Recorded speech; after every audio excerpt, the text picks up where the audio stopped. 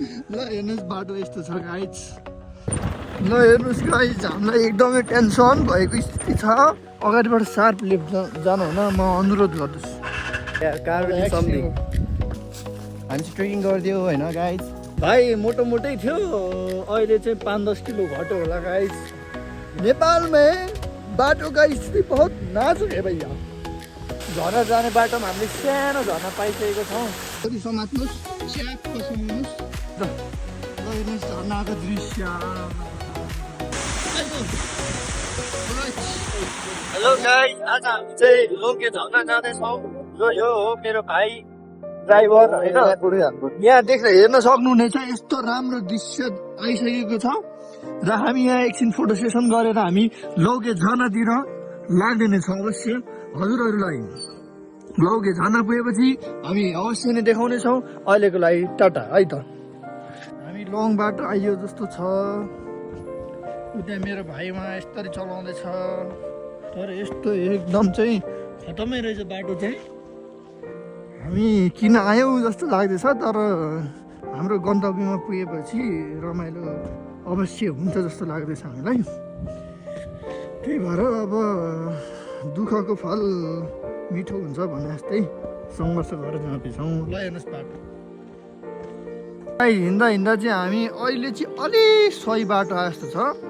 अब चाहिँ म चढ्छु, नभए त माथिको बाटो हेर्नुभयो भने तपाईँहरू चाहिँ अवश्य नै तर्सिनुहुनेछ। अब चाहिँ हामी हाम्रो गन्तव्यतिर जाने नै छौँ। ल अहिलेको लागि चाहिँ हामी बाई बाई भयो है त। म चाहिँ फेरि नै ओर्लिनु पर्ने भएको छ यहाँनिर फेरि। ल हेर्नुहोस् बाटो यस्तो छ गाइज। यहाँ आउनु नै अब के भन्नु, त्यहाँनिर चाहिँ राम्रो छ जस्तो छ बाटो। फेरि चढ्छु म। ल जाउँ। ल हेर्नुहोस् गाइज, हामीलाई एकदमै टेन्सन भएको स्थिति छ। आज रुनै मन लाग्ने स्थिति हुँदैछ, तर गन्तव्यमा पुगेपछि राम्रो होला भन्ने आशा गर्दछौँ।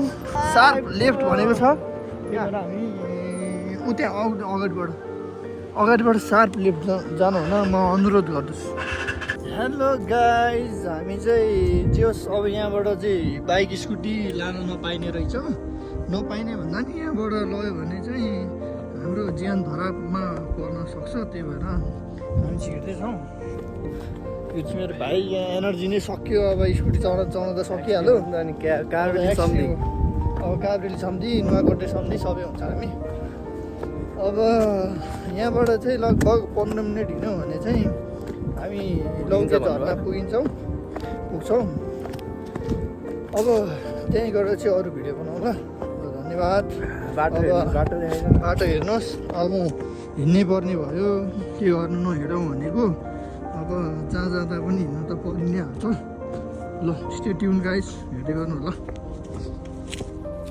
Hey guys, what's up? Today we are going to trek our. हामी चाहिँ ट्रेकिङ गरिदियो होइन गाइज। त्यो बाटोमा जिन्दगी आएन यार।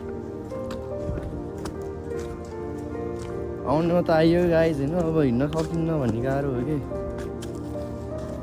लट्टी बोकेर हिँडिरहेको छु। तल अझै तल छ है।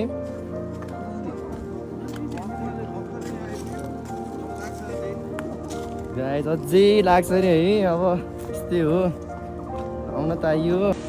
The great wall of Nepal हो क्या गाइज। हेर्नुहोस् यहाँ भनाइ मात्रै छ होइन।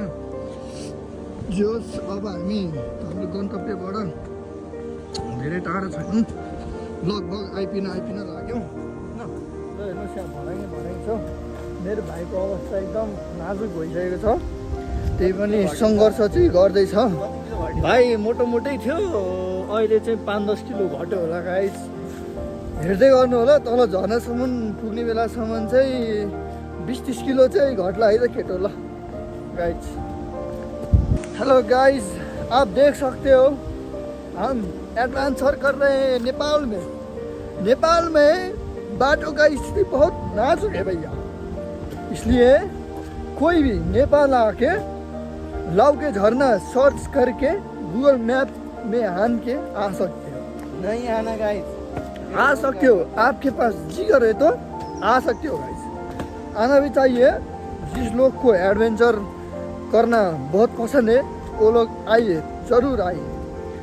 यहाँ से झरना के आवाज़ छिंग छिंग छिंग छिंग आ रहा है। ठीक है, अब हम एक्सप्लोर करेंगे, झरना हेरेंगे, झरना पे रमाइलो करेंगे। आप भिडियो देखते रहिएगा। हेर्नुहोस् गाइस, अब हामी हाम्रो गन्तव्यबाट धेरै टाढा छैनौँ। अब लगभग 5 मिनट भनेको लगभग 10-15 मिनटले लाग्ला जस्तो छ। हामीलाई थाहा छैन नि त। अब हेरौँ कस्तो हुन्छ, एक्सप्लोर गरौँ। अब आज न्यु इयरको दिन लौके झर्ना आइएको छ। ल हजुरहरू पनि अहिले हामी झर्ना पुगेपछि हजुरहरूलाई देखाउने नै छौँ। स्टे ट्युन गाइस, ल हेर्नु होला है त। हेलो गाइस, तपाईँहरूलाई चाहिँ म यहाँ एकदम खतरा बाटो देखाउन गइरहेको छु। झर्ना जाने बाटोमा हामीले सानो झर्ना पाइसकेको छौँ। हेर्नु होला, ल हेर्नुहोस् सानो झर्ना।